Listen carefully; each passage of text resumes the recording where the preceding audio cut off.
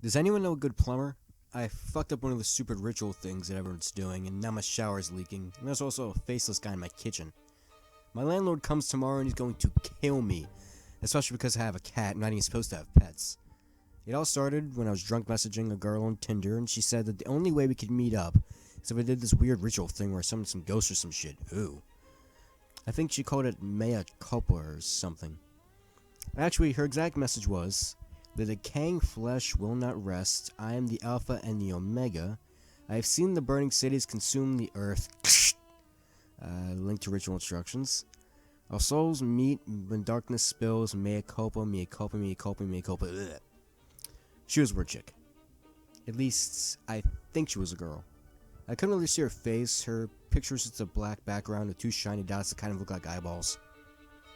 You could sort of see some features, but it looked like her mouth was gray and she didn't really have a face. But she had really good skin. Hey, I wasn't about to rather for pizza face. So anyway, I weighed the pros and cons of spooky rituals versus trampoline booty as best I could in 5-sauce Patron. It was totally worth it. I set my cell phone at 3:26 a.m., but since my phone is a 2005 Motorola Razr that was dropped in the toilet several times, it went off at 4 a.m. Fuck. I decided to go through with the ritual anyway. I was also supposed to have a friend during this, but since my bestie recently got incarcerated for selling heroin on the corner of Patterson Park and Eastern Avenue, shout out to my main man Roscoe. Anyway, I sat up and turned off my alarm, but the moment I turned it off, I drunkenly passed out again. I woke up 20 minutes later and actually got out of bed this time, stumbling around the room in the dark because apparently you're not supposed to turn on the lights, or if you do, a ghost will pop out. Ooh. I was supposed to find a candle and light it, but my hangover just made me trip over one of the several candles I placed on the floor. Eventually, I gave up and flipped the lights on, grabbing a candle from the desk. I squinted out my window to see what my ghetto Baltimore neighborhood looked like at 4:20 in the morning. The street was empty except for some rando wearing a black robe and a giant pointy hat. He was staring up at me through the window. I couldn't really see his face. You know, Baltimore was really going to the fucking dogs. First gang wars, now an updated KKK, for God's sake. I lit the candle and looked at my phone.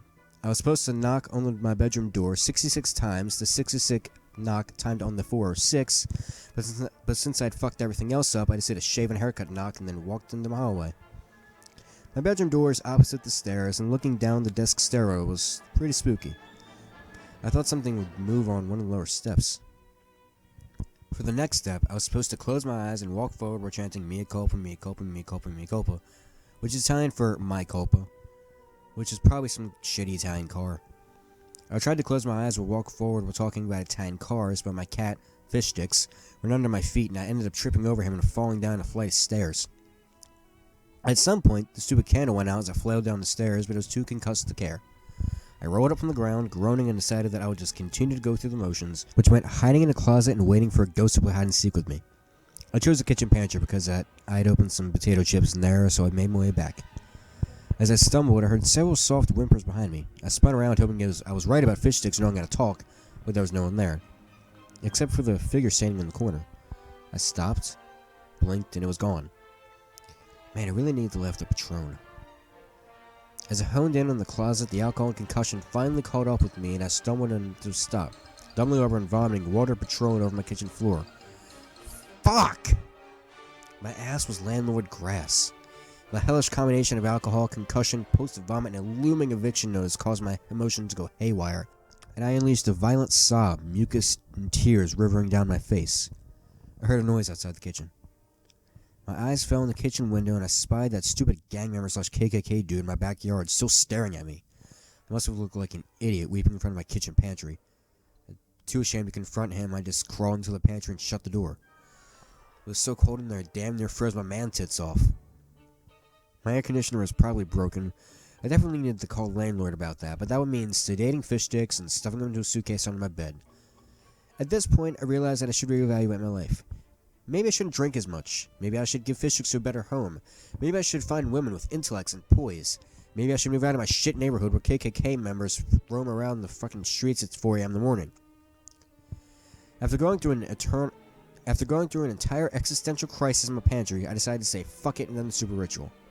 That Tinder girl wasn't even hot anyway. And besides, I still had like 70 more rituals to complete, which included lighting 8 more candles, stabbing a Japanese doll, and spinning around in a circle while screaming, "You're it, you're it, you're it!" This is all supposed to culminate in me going into my basement, sitting in front of a mirror, looking into the mirror, but not actually looking into it, which made no fucking sense. As I got up to open the pantry, I heard a low moan coming from behind the door. I froze. I prayed to God it wasn't my landlord. I cracked open the door to see the gang member / KKK guy standing in the kitchen staring at me. I finally got a good look at him. He definitely didn't have a face. I guess getting your face taken away is a part of some stupid gang ritual now. He didn't react to my presence, he just stared. I didn't know what the hell to do with KKK members or faceless KKK members, so I just stared back. We did this for about 5 minutes before I slowly inched out of the kitchen and back upstairs. He turned to watch me as I went, but didn't move. So after that, I went up to my bathroom to take a shower, and now my faucet head is leaking, which I blame on a stupid ritual. So if any of you guys know any good plumbers in the Baltimore area, I'd really appreciate it.